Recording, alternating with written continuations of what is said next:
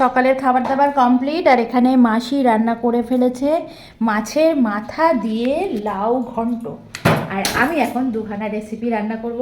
সেটা হচ্ছে গিয়ে উচ্ছে কুমড়ো ভাজা। তেল বসিয়ে দিয়েছি অলরেডি, তেলটা গরম হয়ে গেছে এই দেখো।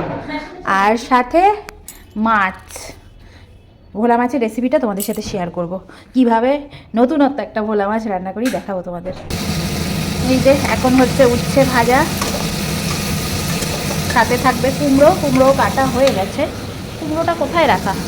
এই যে কুমড়োটা, সরু সরু করে কুমড়ো আমি কেটে ফেলেছি। কুমড়োর কালারটা, উচ্ছের কালারটা কি সুন্দর আসছে না? হেভি লাগে কিন্তু, কালার কম্বিনেশন দারুণ উচ্ছে কুমড়ো। তো চলে এসেছি ভোলা মাছ রান্না করতে। এখানে কাঁচা মাছ আছে নুন হলুদ মাখানো, আর এখানে মাছগুলো ভাজা হচ্ছে। তো আজকে ভোলা মাছের রেসিপিটা কেমনভাবে রান্না করি অবশ্যই কিন্তু তোমাদের দেখাও বলেছি। আর ভাই এদিকে কি করছে? জল ভরছে। তো এখন জল ভরা হচ্ছে আর এদিকে আমি রান্না করছি। আর মাসি যত কাজ বাজ আছে সেগুলো করছে, কারণ পুরো জিনিসটা যেহেতু মেশোকে সারপ্রাইজ দেওয়া হবে, জন্মদিন মেশোর কালকে। তো তার জন্য ওই যে দেখো না ডেকোরেটরসের কয়েকটা জিনিস এসেছে, সেগুলো মাসি উঠিয়ে রেখে দিচ্ছে মানে ছাদে। তো মাসি এই কাজ বাজগুলো করছে আর আমি এদিকে রান্নার কাজে চলে এসেছি। মাছগুলো ভেজে নিই, তারপরে কিভাবে রান্না করছি সেটা তোমাদের দেখাবো। চলো, এক চত্বর মাছ ভাজা হয়ে গেছে, আরেকবার দিয়ে দিচ্ছি। চারটে করেই যাক, নাহলে আবার উল্টাতে অসুবিধা। এসে ডেকোরেটরসের জিনিসগুলো দিয়ে গেল। হ্যাঁ, কাল সকালে নালে একটাকে দিয়ে বা কমাতে বেরোবে সন্ধ্যাবেলা, তখন রেডি করে দিবেন। তুমি ফোন করো একটা, তারপরে এসো।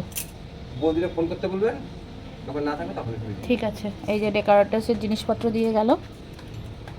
ছাতা, এখানে ছাতা দিয়ে গেছে, টেবিলের ওপরে ছাতা দেওয়া হবে।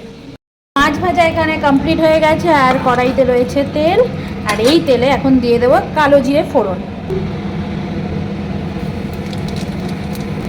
তো কালো জিরে ফোড়ন দিয়ে দিয়েছি, আর কালো জিরেটা একটু নাড়াচাড়া করে নিই। এর মধ্যে চলে গেছে পেঁয়াজ। চলো পেঁয়াজটাকে একটু নাড়াচাড়া করে বেশ একটু লাল লাল মতন ভাজা করে নেব।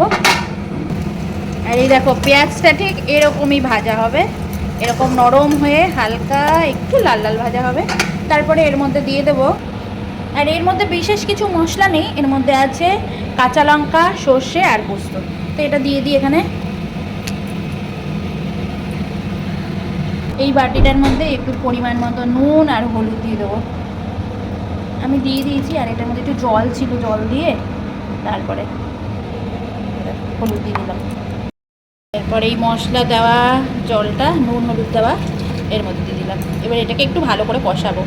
আর এইটা কষানোর সময় একটুখানি টমেটো কুচি দিয়ে দিই, তাহলে রান্নাটা আরও বেশি টেস্টি হবে। কি সুন্দর এসছে কালারটা। এটাকে ভালো করে একটুখানি কষিয়ে নিতে হবে। মশলাটা মোটামুটি কষেই এসছে। এবার দিয়ে দেবো কাঁচা লঙ্কা। কাঁচা লঙ্কাটা দিয়ে আরেকবার একটু মিক্স করব। এত সুন্দর গন্ধ বেরিয়েছে না এই রান্নাটাই, কিন্তু গন্ধটা সেরা বেরোয়। তবে লাস্টে একটা জিনিস দেবো, যেটা দিলে কিন্তু মানে রান্নাটা একদম আলাদাই একটা স্বাদ হবে।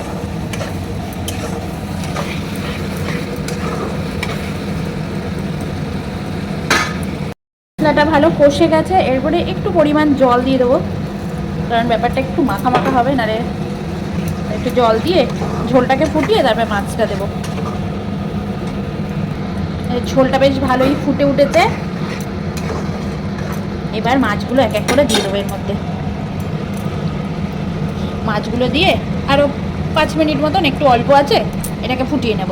সব কটা মাছ দিয়ে দিচ্ছি। এবার হালকা হাতে একটুখানি নেড়ে নেব।